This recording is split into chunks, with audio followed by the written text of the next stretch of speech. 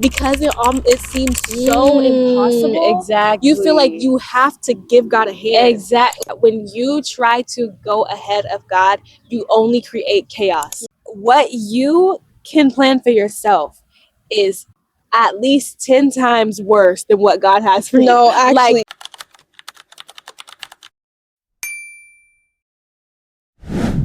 Hey guys. Hey guys. It is Destiny. And it's Eden. And welcome back to another episode of God Talks. We are back outside as always.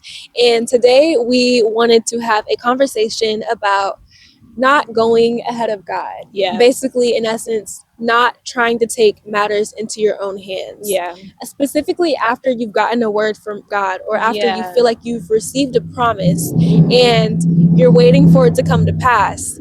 How do you manage that and not go ahead of God? How do you not take matters into your own hands? Yeah, and this kind of goes into, it's kind of interrelated with what we were talking about last week. We were talking about like finding the balance between desiring and idolizing. And I think this kind of interrelates with that, or correlates with that, because there are times when you get a word, like she said earlier, you get a word from God, but then out of your own fleshliness, you start to take control of that thing, and that thing can even become an idol. Yeah. I think that happens a lot with me. And it's kind of, it's weird, because it's kind of like the deeper you go with God, the more you struggle with that, or at least that's been my story, because I feel like I'm finally at the place where I hear God.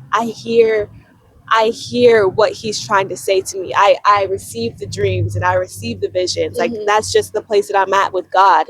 But when that happens, I can tend to try to go ahead of God. Yeah. And instead of letting him work his will through my life, it's almost like, because I know he's telling me to do something, I start trying to go ahead of him, and I start trying to control the situation instead of giving it to him. Especially, like, I think for both of us, through prophets and even just through dreams, God has given me a very clear vision for like my future. And obviously I don't know everything, but I do know, like, there are certain very specific things that God has given me dreams about, prophets have spoken to me about, and God has confirmed it to me that these things will happen in the future. And so whenever you get to that level of knowing, it's very, very hard to not want to take things into your own hands, or want to make it happen on your own, instead of waiting for God to make it happen in his timing. So specifically with me, I know I was saying, like, I've struggled with this in the past, and there's honestly too many times to count where I've struggled with this. But just to make it relatable, I feel like us as women of God, there are a lot of times when, and I hate to bring everything back to men, I feel like we always end up talking about men every video, but hey, that's just a big part of your life as a woman of God, especially being a single woman of God. But something that happens to not just me, but a lot of us, is God may give us a word for like who our future husband is, or not exactly who our future husband is, but what he's going to look like. I know that even kind of happened to Destiny, where she received a word for what her future husband was going to look like, and the qualities and all that stuff. And I even got a word that my future husband was going to have a certain occupation. And so I feel like when that happens, it's like you literally start trying to go ahead of God, and you start trying to plan out the situation. Like, I know recently there's been a person that I've been felt very led towards, and I'm not sure honestly what they're called to be. It is a guy, so I feel like automatically as a woman of God, you start to think, okay, God, is this my husband? But not every man of God is your man of God. So I'm trying to get out of that mindset where I just think that any man that comes into my life is going to be my husband, because that's just simply not true. But there's this person that I've just been feeling spiritually attracted to. But in my mind, because I was thinking, okay, is this my future husband? Is this going to be someone that's really important in my life? I literally started trying to kind of control the situation. So I know in my case, I had a similar thing. It's like you'll put yourself in certain situations to make things happen. Exactly. And you do it under the guise of, oh, well, I feel God is calling me to this person. Exactly. But if God was calling you to be with that person or be in a certain situation, it would happen naturally. Exactly. You It doesn't wouldn't matter. have to. It doesn't matter where you go. Exactly. You would just end up in the same place as that Exactly. person. But it's like when you feel like you're being spiritually led towards someone, you start trying to literally like intentionally place yourself in situations where you know that person will be. Yeah. Like, let's say you're a college student like us. Like, I literally would, and I'm not saying that I would do this, but like You would. It's okay. No, because I really did it. In this case with this person, I literally didn't, because I honestly don't know where he be at on campus because we don't really see each other. But like, let's say in terms of like, we go to the same church, so I would always be expecting to see him at church, Yeah. you know? And it's like, I even would be disappointed sometimes if I didn't see him at church. Yeah. And as, what's it called? It like, it shames me to say this, but I know a lot of girls and just people in general can relate to this. Like, you, especially when you're a Christian girl, you have your sights set towards someone and you don't see them at church that day. It's so twisted, but it's real. Yeah, it's something it's that real. a lot of us do. Yeah. And I think just thinking about how this season, the new season that God has brought me into, I feel like he's kind of delivered me from some of those old habits that I used to have, where I would try to basically do what you were talking about, take matters into my own hands and try to control a narrative and make it happen a certain way. Exactly. Without letting God do what he's going to do. Exactly. I know a lot of girls can think like, okay, what's the harm in liking a guy's story if I have my sights set on him? What's the harm of trying to make certain situations happen? Yeah. And literally, I was thinking that to myself. I was like, okay, what's the harm in it? Like, it's really not that bad. Like, what's the worst that can happen? Okay, we end up dating for a few months, whatever. And then I literally I started thinking about certain situations in the Bible where people took things into their own hands. And obviously, and it never ends up then the first situation that came to my mind was the Sarah, Abraham, and Hagar situation, where Abraham got a word, which is what a lot of us do. We get this word that we're going to have a son. Or we get this word about our future. But he specifically got a word that he was going to have a son. And Sarah, she sees it's not happening. She sees she hasn't born him a child and she's very old. And she's like, okay, God gave us his word, but how is it going to naturally happen? And I feel like that's a lot of our issue is I know that was my biggest issue when I was still going through that phase, is I was thinking in my mind, how in the world is this going to happen? And it's like, because it seems so impossible. Exactly. You feel like you have to give God a hand. Exactly. You feel like you have to just like, you just explained like what the struggle is. You feel like you have, it's so impossible that there's no way it can get done without you giving God some help. Exactly. And I feel like that's what Sarah was thinking in this moment. Like, okay, you gave me this word, let me just give you a little help. Maybe like I can help God make this word come to pass. Because literally in her mind, sometimes it's not even just that it seems impossible. Sometimes, like, even factually, it does seem it's like impossible. In her body, she was too old to have a child. How old was she? She was like 9. Yeah, I don't remember how old she was, but in her human natural body, she was basically factually too old to have a child. But does that mean that God couldn't still give her a child? No, obviously not, because she ended up having Isaac. Exactly. But because of that situation, we were talking about this earlier, and we were like, well, what bad came out of that situation? First of all, if I know the Bible doesn't specifically mention it, but Abraham was left with a lot of mess to undo. He had this son that basically is in the house and feels like he's not wanted because his mother is a slave. He has this woman who is now showing resentment towards his wife, Hagar, because because as soon as Hagar got pregnant, she started feeling resentment towards Sarah, and now he's having to deal with these two bickering women in this house. And the Bible doesn't specifically say that, but I personally believe that they probably prolonged the process by trying to take things into their own hands. If they would have just waited on God to do what he said he was going to do, they probably wouldn't have had to wait that long, to be completely honest. Now, that's not in the Bible. But I know that's how it normally works. Normally, our disobedience and our trying to take matters into our own hands prolongs the process. Yeah. When you try to go ahead of God, you only create chaos. Yeah. The only thing that Sarah did, the only thing that she did by trying to orchestrate this whole situation was create chaos. Yeah. When she thought that she was just doing what's good and giving her husband a child, but little did she know she created a whole string of chaos. Yeah. And as we know, God is not the author of confusion. Yeah. So when chaos comes, it's often because you started it. Yeah. Not because Not God because of caused God. it. It's because you you tried to go ahead of God and Yeah. you started all this chaos. And it could have been, not saying that there won't be hardships that come with things that are of God, because even if it is of God, it may come with hardships. Mhm. But it could have been so much easier, so much smoother if she would have waited on God. Yeah. But guess what? She tried to go ahead of God and she created all of this Yeah. chaos.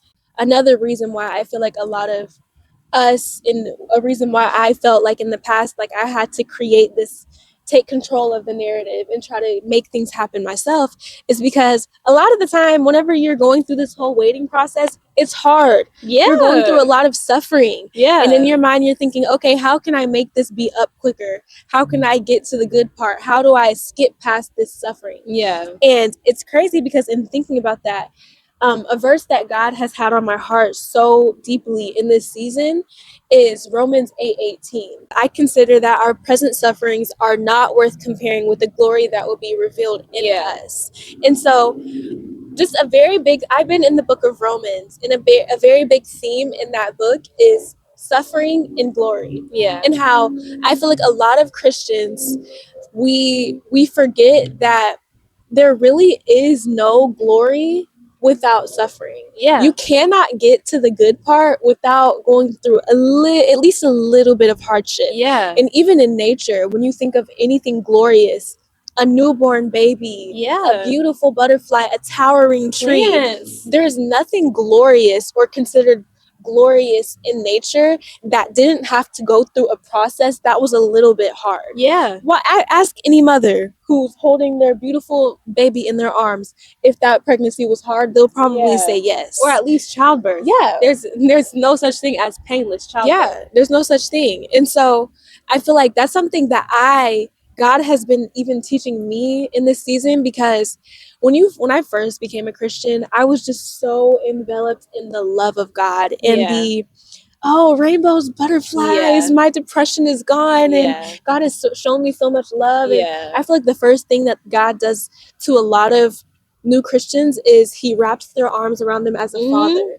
And so a lot of us, whenever we become Christians, we come into this love of God, and you find that as you mature, you start going through hard things. And I feel like that's a very hard pill to swallow for a lot of us. I know it was very hard for me coming into the realization that life is not all rainbows and butterflies. Because I remember, it's so crazy thinking back like 1-2 years ago when we first really started to get into this. I remember both of us, it's so crazy, that was so toxic. Yeah, it was really toxic. We both just really had this mindset that everything was gonna be easy. Yeah. And if it's not easy, it's not of God. That's something that we used to say. That used to be like a standard for us. We used to think oh well, this is coming too hard, so it must not be of God, because if it was of God, he would make everything go smoothly, blah blah blah blah. Yeah. When that's not furthest thing from the truth. Yeah. Usually the way you know it's of God is if it comes with hardships. Yeah, if it takes you outside of your comfort zone. Exactly. If it causes you a little bit of suffering. Exactly. That's how you know it's of God. Yeah. And so just reading through Romans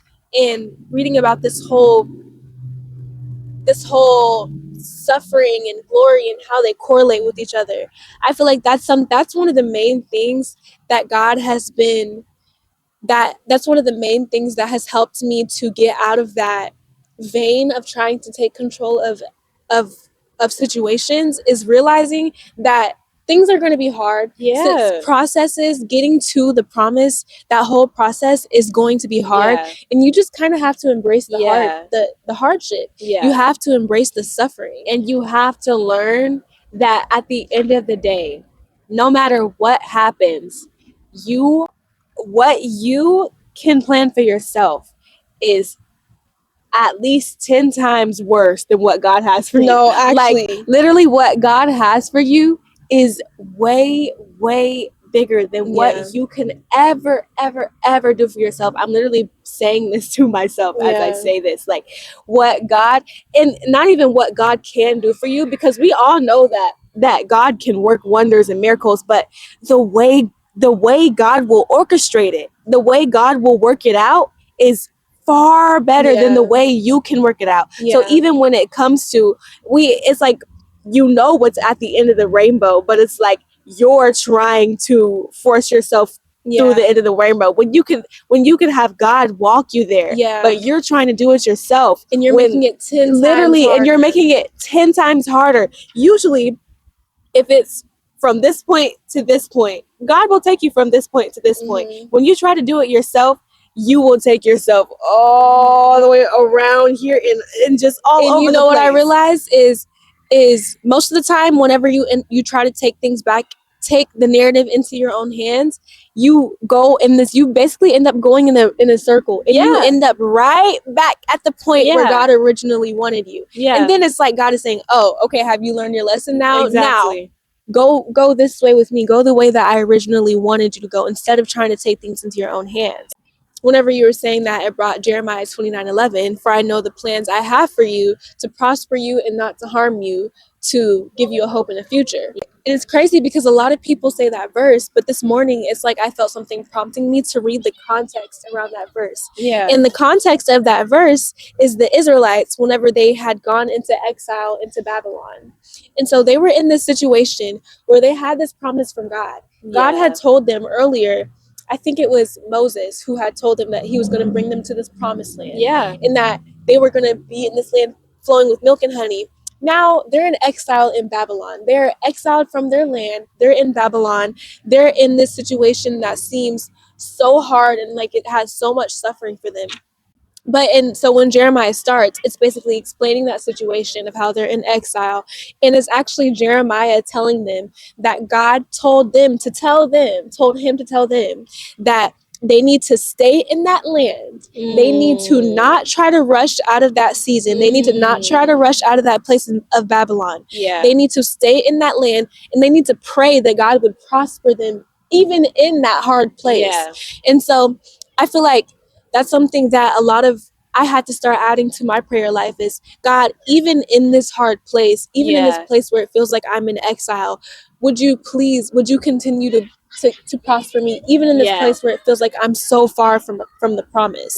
And then it says, when 70 years are complete, I will bring you back to the place that you want to be, in essence. That's what Jeremiah 29:10 is saying. Basically, whenever he's saying when 70 years are complete, it's basically him saying, I'm already forewarning you that y'all are going to be here for 70 years. And I feel like that's what a lot of us kind of need to get comfortable with, is that you may be in this place for a while. You may be in this place for a while, but in due season, you will reap that harvest if you faint not. So be not weary in well doing. Stay in the place you are. Be diligent in the place that God has you. And basically, don't try to take matters into your own hands. I feel like the main theme of this is just that you have to have so much trust in God. That, like Jeremiah 29:10 says, that God will even prosper you in the place where you are. Even though you may not be at that promised place that you want to be diligent in the place that you are right now.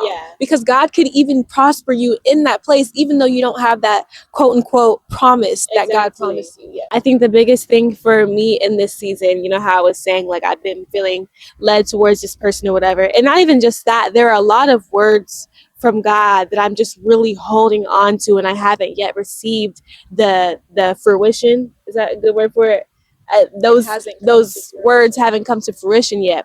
But in this season, I feel like I started to feel myself just really like only looking towards those things. Like I'm living my life for those things. I'm living my life for that promise. I'm living my life to make that connection happen that I felt like God was leading me towards. Like, that's the only thing I'm living for. When it's like, no, God still has a good present day for me. And it's like, I feel like the biggest thing God has been pressing into my heart, even recently, like within the past few days, is, Eden, are you satisfied with me? Yeah. Because that was a word that I gave you, and I'm faithful to make it happen. But let's say that doesn't happen. Are you going to be satisfied with me? Are you going to be satisfied with me and just me? Because it's like almost like you start looking forward to those things so much. It's like you forget that you need to be just satisfied with God. And even besides that, think about how many promises you're already living in. Exactly. You have this promise that you have your eyes set on, but how many promises are you already living in? Exactly. Like, one thing, that's why it's so important to keep a journal, because I was reading through my journal today and I was like, wow, that's so crazy. Because I went back to freshman year when I had first gotten to college, and I got a full ride to college. And so I was just in my journal, just writing out my thankfulness to God for basically giving me this gift, giving me this promise, debt free. And I was thinking about it like, dang, I'm literally living in an answered promise. I'm going to school debt free. That is that's an answered promise. And I'm sitting here thinking about all these things that are supposed to happen in the future when I'm not even thanking God for all the promises He's already allowed to come to pass. Exactly. And so I feel like you just have to focus on right now. Be diligent in where you are right now. Thank God for where you are right now. And I'm not saying forget about the future. Keep those promises in mind. Pray about those promises.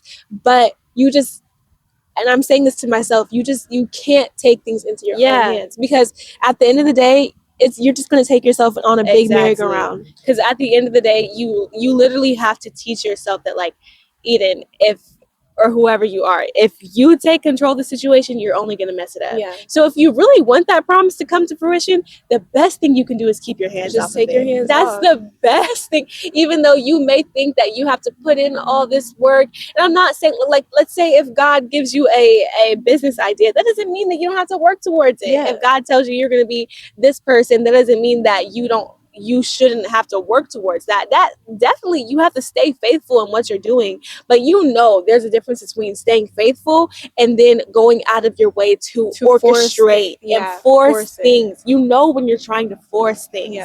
We all know it. I know when I'm trying to force something. And so that's the difference in forcing and staying faithful. Stay faithful. Keep walking. But I think it's just like Destiny said. Oh, Lord. I think it's like Destiny said. The best thing you can do right now is take it day by day. And that's what I'm teaching myself is, okay, Eden, take it day by day. Walk this thing day by day. And it's like the word says, I don't know exactly which verse it is, but it's like, says, do not worry about tomorrow, for tomorrow will take care of itself. Worry about what you have in front of you right now. And God will literally handle the rest. Seek first the kingdom of God, and He will add all these things to you. And so that's been our experience with how God has taught us to not go ahead of Him, how God has taught us to relinquish our trust to Him. And hopefully you guys take from our experience and you take some things and add them to your life. And or hopefully this was just a wake-up call and a reminder to take your hands off of that thing and let God handle it, and stop making the situation worse. You're making it worse. It already so just take your hands take off. your hands off of it. God has it. He will work it out. And at the right time, at the right place, that word will come to pass if you keep your hands off of it. So y'all, thank y'all so much for watching. If you like this video, please like, comment, and subscribe.